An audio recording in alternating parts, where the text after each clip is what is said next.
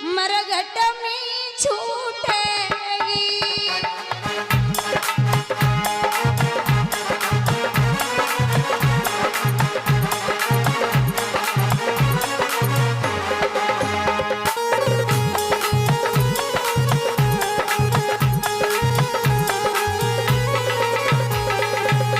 ए भैया, कच्चे दूध जमन के नाई कच्चे,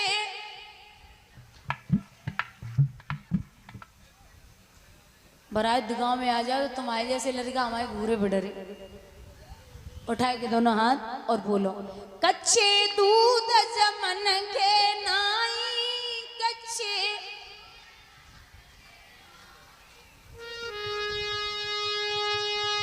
दही छाछ जाए गठरिया मरघट में छूटेगी।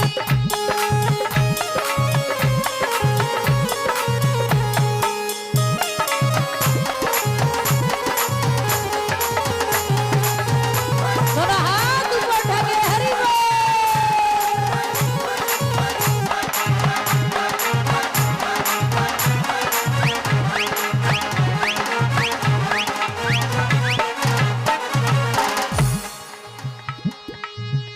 सुख दुख की बांधे ले ओ गांठ गठरिया मरघट में छूटेगी।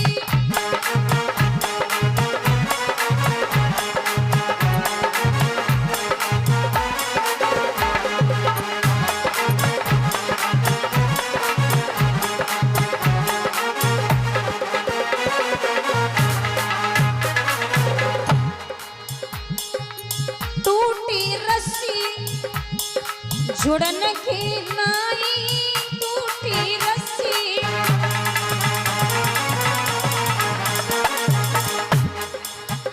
चई गांठ वाले ऊपर जाए गठरिया मरघट में छूटेगी।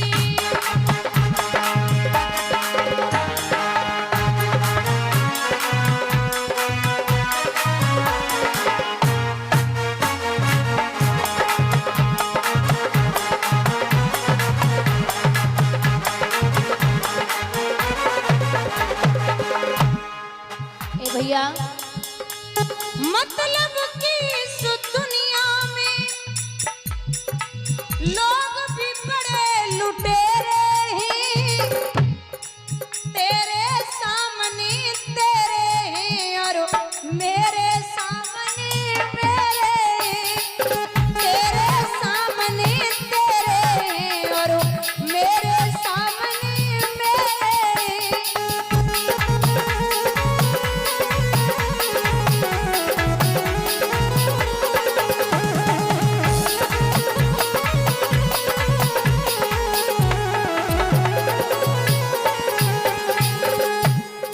महाराज, रात्रि भर राजा विश्राम करता, सुबह ब्रह्म मुहूर्त में 4 बजे पुजारी ने घंटा बजा दिया। राजा जैसे नीचे उतरवे के लिए उठे तो मैया ने कलाई पकड़ी, सीमन कहाँ जा रही है?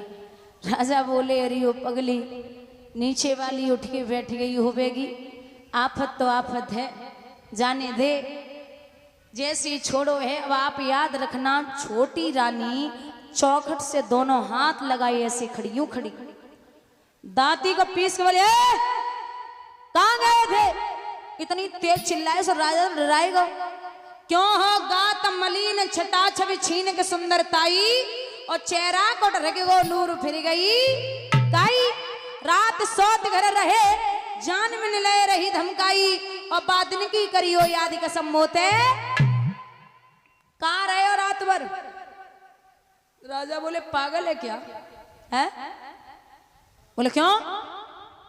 बोले सौत के घर की बात कर रही है, 6 महीने हो गए मैंने उसका चेहरा नहीं देखा, और तू कह रही है कि मैं उससे मिलके आया हूं।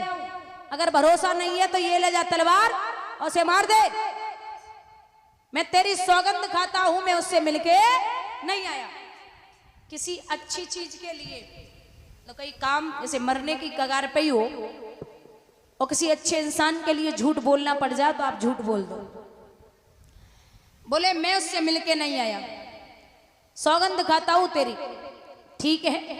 बामी राजा स्नान ध्यान करता, भोजन पानी करता, रात्रि भर विश्राम करता। विद्वान लिखते हैं कि समय के अनुसार धीरे धीरे 2 महीने के बाद पता चला है कि दोनों माताएं गर्भवती हो गई।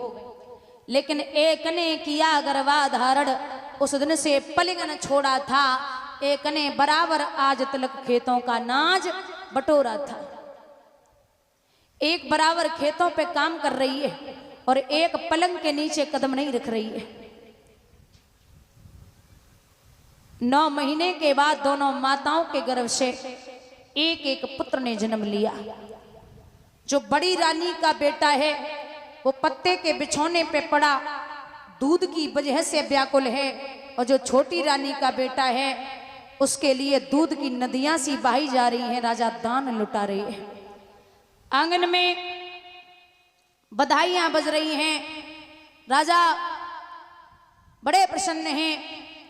जो बड़ी रानी है जिनके बेटे का नाम रखा गया है ध्रुव, ध्रुव भगवान का दूसरा अंश है। जब बड़े हो रहे हैं, भले ही सुनीति और सुरुच में नहीं बनती थी, लेकिन उत्तम में और ध्रुव में बड़ी गहरी सलाह थी। बोलना बंद करिए माताओं। सुरुच में नहीं बनती थी, लेकिन उत्तम में और ध्रुव में बड़ी गहरी सलाह थी। बोलना बंद करिए माताओं। एक साथ नाचते, एक साथ रहते, एक साथ बैठते, एक साथ खेलते, एक पल के लिए अलग नहीं होते। एक दिन की बात है, उत्तम जो छोटा बेटा है राजा उत्तानपाद का, वो बड़े भैया ध्रुव से बोले कि भैया हम आपके यहाँ रोज आते, आज हमारा बड़ो दिल करे कि आप हमारे पिता के यहाँ चलो। बोले चलिए। राजा उत्तानपाद के छोटे बेटा ध्रुव की कलाई पकड़ के जब राजा की सभा में पहुंचे, तो आप याद रखना बुजुर्गों, वो नजारा देखने लायक था। जैसे काऊ बाज को मांस मिल जावे ना, और जो बाज मांस के लिए टूटता है, वैसे ही राजा उत्तानपाद 5 साल बाद ध्रुव को चेहरा देख के गद्दी से नीचे भागे। 2-4 चुम्बन तो चलते में जड़ दे। अरे वो बच्चा, आज बाप की याद कैसे आई है। टकटकी लगाए कि ध्रुव बाप को चेहरा देख रहे, कितनो लाड तो जीवन में हमने काऊ पुरुष को ना पायो। जे कौन है? जमीन पे उत्तम खड़े बड़े धीरे धीरे मुस्कुराए रहे, और ध्रुव पिता को मुख देख के बार बार मुस्कुराए के बोले, पिताजी ये इतना बड़ा राज्य आपका है। सो टकटकी लगाए के राजा उत्तानपाद सर पे हाथ फेर के बोले, लाला जे अकेलो मेरो नाय, जे तेरो राज्य है। ये बातें कर रहे थे।